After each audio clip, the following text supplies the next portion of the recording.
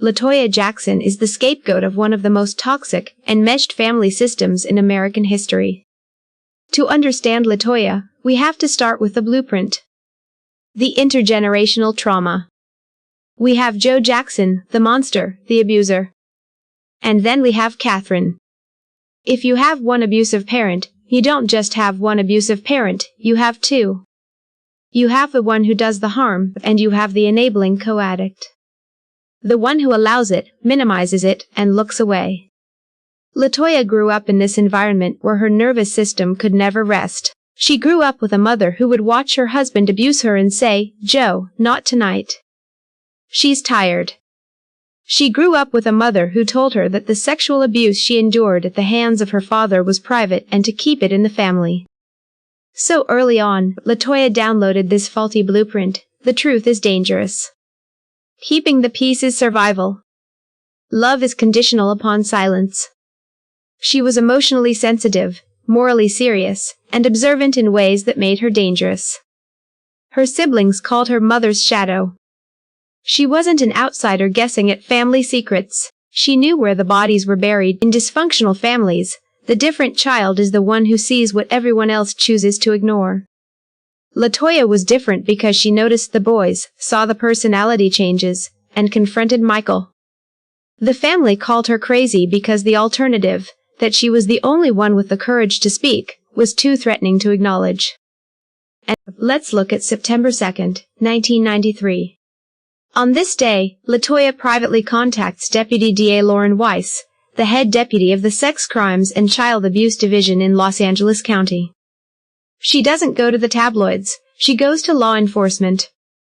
She gives granular details that no tabloid could invent. She names James Safechuck, a completely unknown boy at the time, 21 years before he ever comes forward. She gives the DA the boy's father's occupation. She describes the locked doors, the hush money, the personality changes in the boys. This call was kept secret for 26 years. It was not monetized. It carried the risk of perjury if she was lying. It offered zero financial reward. If LaToya was merely a puppet forced to smear her brother for money, she would have gone straight to the highest bidding tabloid. She didn't. Her first step was to contact a criminal prosecutor. And what does the family do? They do what toxic families always do to the scapegoat, they exile her. They brand her as crazy. Now, a lot of people get confused by the Jack Gordon era. Yes, Gordon was abusive. He was terrible. He was a mob-connected thug who beat her. But here is the psychological kicker. When LaToya escapes Gordon in 1996, she goes on Howard Stern. And she lists every abuse Gordon did to her, the beatings, the stolen money, forcing her to do the Playboy video. But she never says Gordon forced her to lie about Michael. And she didn't just say it on TV. She sued Gordon in 1996, and in that sworn lawsuit, where she listed every horrific thing he did, she never claimed he forced her to make the allegations against Michael. If your husband forced you to go on international television to falsely label your brother a pedophile, that is the central grievance of your lawsuit. It guarantees you sympathy and damages. Yet, by her 2011 memoir, she completely rewrote history, claiming Gordon beat her into doing the magazine in 88 and 91, expressing deep, shameful regret. Why the change? To make herself completely blameless in their eyes and specifically to appease Catherine. Admitting she voluntarily posed didn't fit the family's required narrative of her as a brainwashed, helpless victim.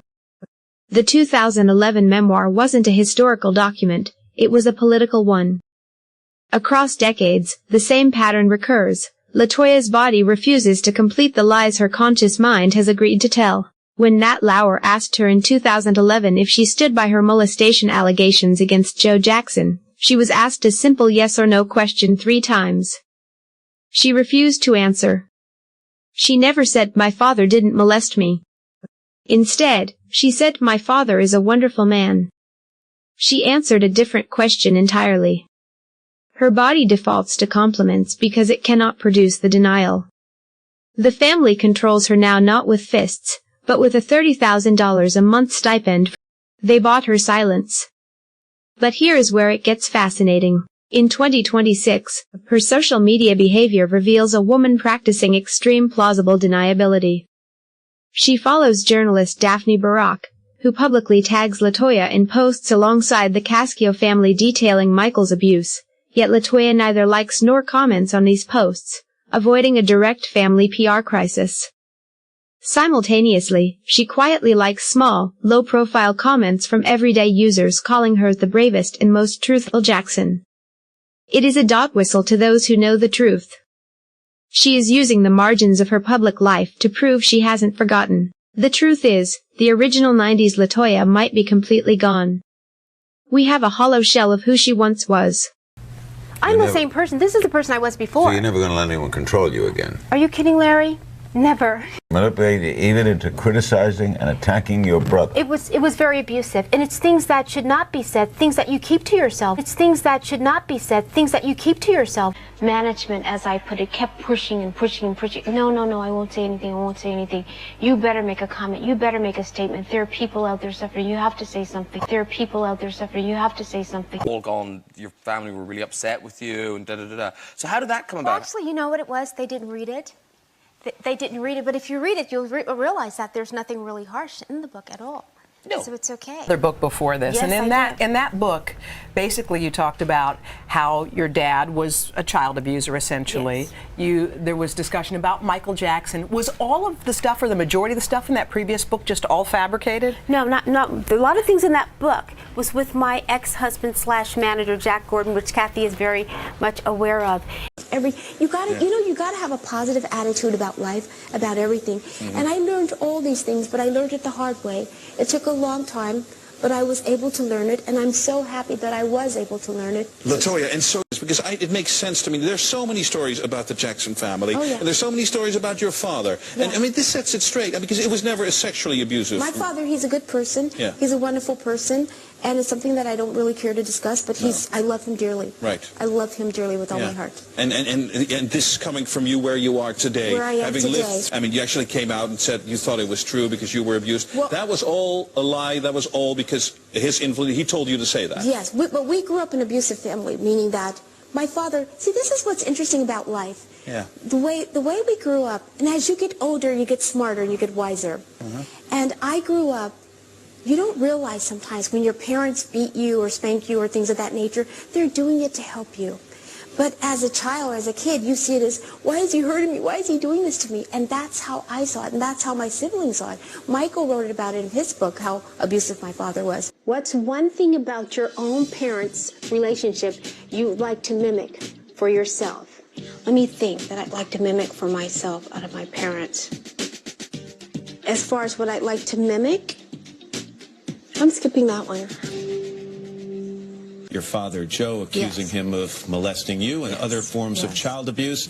And now you say, quote, no other man, alive or dead, has done anything like what Joseph did for his family, and I thank him for that. So is this a contradiction? No, it is not. I thank my father. My father did a wonderful job of raising all of us. And I have to tell you that when you're young, you see things differently than when you get older. When you get older and you have children and you're used to your nieces and nephews, you understand why your father disciplined you the way he did. You understand. Back then, parents beat their children back then. They don't do that today. If you do it today, you're going to jail. But you stand by the comments you made about molestation and child abuse. My father is a very wonderful man, Matt. I have to tell you something. And my father's getting older. I love him with all my heart. Michael loved my father at the end of the day.